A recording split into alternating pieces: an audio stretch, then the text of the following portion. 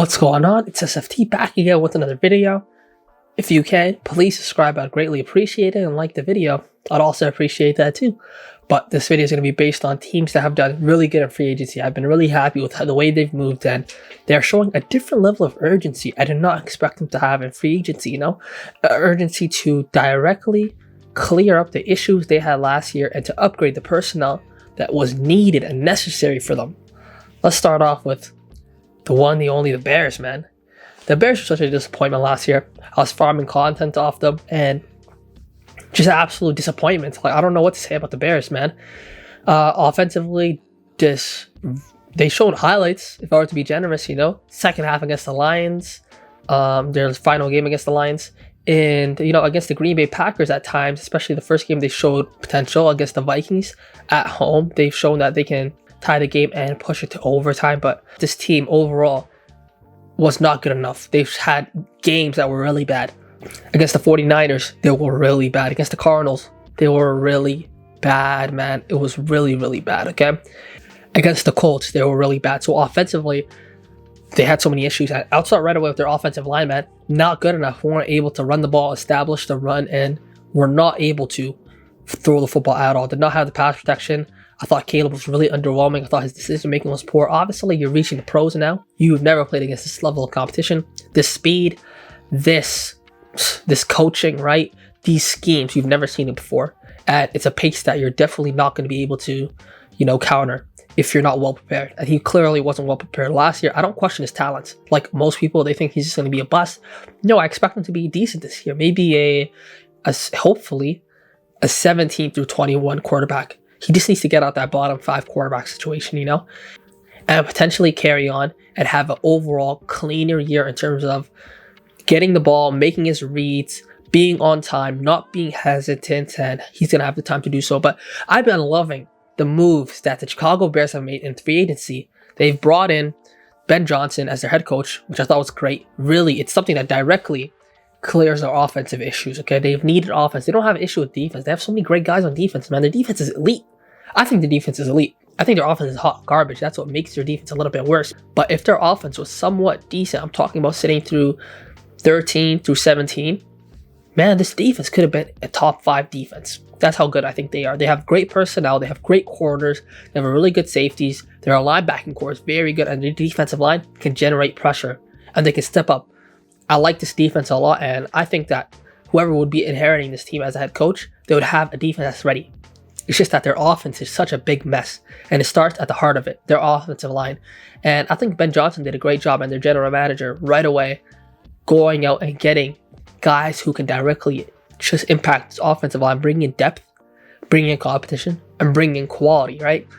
In terms of their defensive coordinator, they brought in Dennis Allen. I'm not too angry about that. I kind of like that move, man. Now, their offense coordinator, Declan Doyle, don't have too much of an issue with them because Ben Johnson's also going to be calling the play calls, so who cares? Signings. Defensive back Josh Blackwell, 2-year deal for $6 million. Tight end Steven Carlson, 1-year deal. Center Drew Dowman, 3-year, $42 million deal. That's very good. You're starting to get right away. Get your centers. Offensive line Jonah Jackson from Rams for a 6th-round pick. Underwhelming with the Rams. Really underwhelming. But he's going to be depth. He's going to be competition. And hopefully he can have a bounce back year. And you're taking advantage of just the bad year that he had, where you can get something for him rather than he just being a jump off. At the end of the day, it's just a 6th-round pick, yes, but hopefully he can develop into something a little bit more with the Bears, okay? Now, other than that, we have guard Joe Thuney from the Chiefs for a 2026 4th-round pick. I'm a big fan of that. I think Joe Thuney was really good. I think he's been really good his whole time with the Chiefs, and especially his last couple of years, quality. You gave this offensive line something they desperately needed. They needed quality. They didn't need rookies. They didn't need draft picks. Yes, they did somewhat need elite draft picks if you're going to get into the top 15, right? Definitely top 10. I definitely would tell you draft the offensive lineman, draft the tackle mainly, right? But you had an opportunity to get a guy who's proven an elite guard that's proven year after year. Now, he's entering his last year and they weren't able to reach a contract extension. So you took an advantage of that. And you have the cap space to take advantage of that furthermore. I love this signing. I'm really happy about this signing for them. So you have a guard, you have a center, that are somewhat good. You have a little bit of depth. I expect them to bring in a little bit more depth for their offensive line, but they brought in a new offensive line coach. Let them work. We're going to see how this O-line looks overall, protecting in pass and run blocking.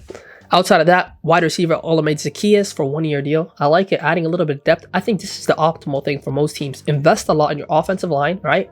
And wide receivers, if you have a star wide receiver, which they do have and more, now you can start building around your receiving core with the 1-year deals with quality guys, that aren't like definitely first or second options, but they're third or fourth options. They're solid third and fourth options who can get open, who can make plays, who can be mature, who can raise the floor of your receiving group if any injuries were to happen. Now, they've also brought in defensive tackle Chris Williams on a 1-year deal, $3.26 million deal.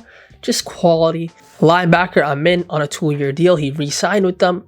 Edge Dio from the Colts on a 3-year, $48 million deal. More quality on the edge to get to the pass rusher. They already got Sweat on the other side, so it's going to look very good. It's definitely going to look very good. They brought in a safety on a 1-year deal, Tarvarius Moore, DT, Grady Jarrett on a 3-year, $43.5 million deal. Investing a lot in that defensive line. I like what I'm seeing, man. I really like what I'm seeing, okay?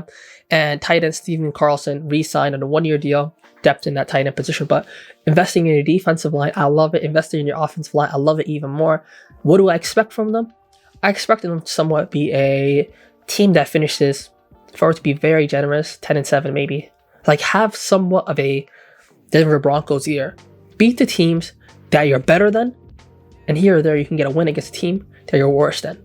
But other than that, I like what they've done. I think this should be like the template for most teams that need to rebuild their team. Build it through your offensive line, defensive line right away. If your offensive line, defensive line are poor, right away invest in that. Stop trying to get like elite safeties. Like this isn't the 70s, man. You need to invest in your O-line, your defensive line if you want to win any type of football games, and if you want to keep your damn job, especially for the general manager and head coach. This is not something you can skip out on. Now, we're going to get to another team I've been a big fan of, man.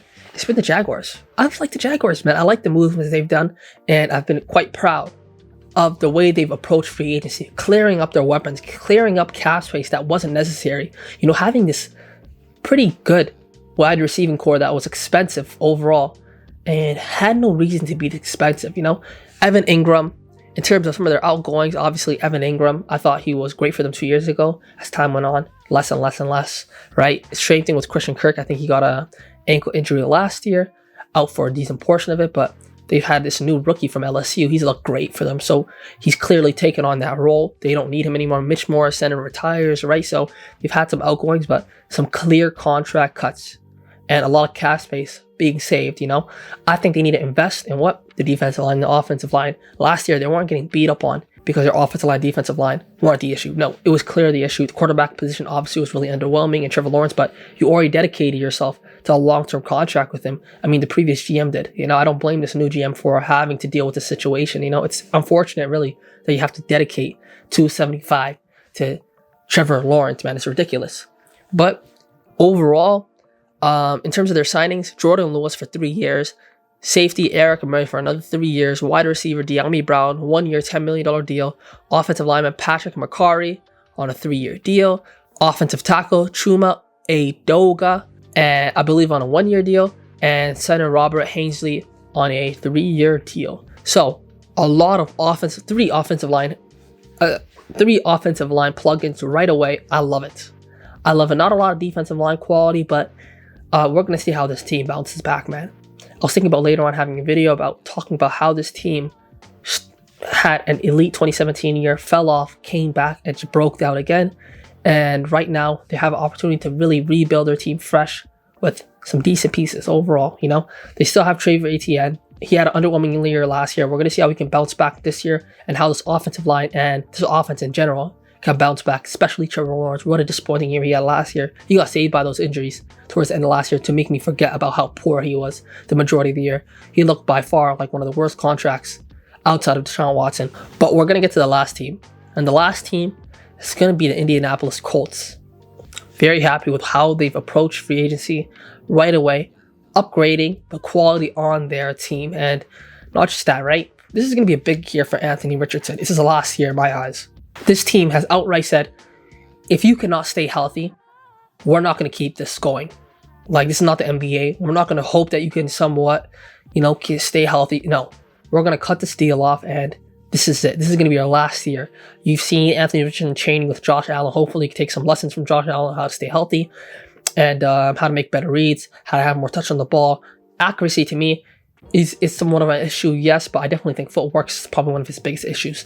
But we've seen games where he was great, passing the ball wise, right? But we need consistency from not just him, but from this offensive line now. There's questions I have for this team, yes, but we're going to get to the great things this team has done in the free agency market. And we're going to start off with probably one of the things I'm happiest about, and it's signing secondary players. Safety Cam Bynum, 4-year, $64 million deals. I love it. Cornerback Charvarius Ward, 3-year, $60 million deal. Very happy about it, adding direct quality to your secondary, something you've needed for some time, man. Like, this secondary has been so underwhelming, and they've lacked financial backing. Like, there's so much money being spent on that offensive line that was underperforming, by the way, and not enough money being spent on that secondary mainly. And they haven't changed up their linebacking core. Overall, they've liked them the last couple of years. I think they're a pretty decent linebacking core, but the big thing is to stop these chunk plays and to really tighten up the secondary. And we're going to see how this team looks overall, but I expect with this updated secondary, they're going to look a lot better defensively, potentially a top 12 defense. Outside of that, if you look at their coaching decisions, we're going to get to some questionable stuff. That's why I made this team the last one. Lou Anarumo from the Cincinnati Bengals now as your DC. Now, he's not a bad defensive coordinator, right? He had to go for the Cincinnati Bengals because he was underwhelming for them and the quality that they had. They struggled with quality players. Now, you're on the Colts where the quality of your defense is so much better. It really is. Your defensive line's a lot better. Your linebacking course, it's not too much better, but your secondary now is a lot better. So you have more to work with. You have more quality to work with, and I expect more from you. I definitely expect more from you, Lou.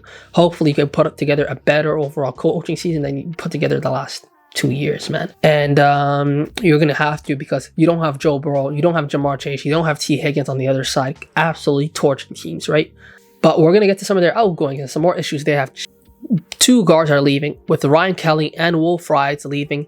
And Will Fries just got a 5-year, $87 million deal from the Vikings, with Ryan Kelly getting a 2-year, $18 million deal for the Vikings. These guys are not washed up. Some are injury prone, yes. Some are underwhelming. Some, you just didn't want to pay them that money. You didn't want to commit to them with a 5-year, $87 million deal. It's very rare to see offensive line being allowed to walk for a 5-year, $87 million deal. There has to be a serious issue with that. But I thought this offensive line last year was underwhelming overall. Injured, underwhelming, getting bullied a large portion of the games, man. If you look at the games against the Jets, even their better games against the Jets, getting bullied, man. Against the Lions, getting absolutely bullied. This offensive line was really disappointing last year, and hopefully them allowing these guys to leave, they can bring in guys who can fit this philosophy better and really compete and show that they're worth that money. But I wasn't too happy with the offensive line play last year overall. Some good games in terms of running the ball, yes, and some good pass protection against lesser teams. But I want to see this offensive line really get addressed during the draft. They have to get addressed during the draft because, yes, I love the movements you did in that secondary, but you're still going to be looking for Anthony Richardson to run the ball. You're still going to be looking for Jonathan Taylor to run the football at a high level. You need good offensive linemen, and you need to invest in your offensive line. That's all I had to say for this video. Thank you so much for watching. Subscribe. Take care. Peace.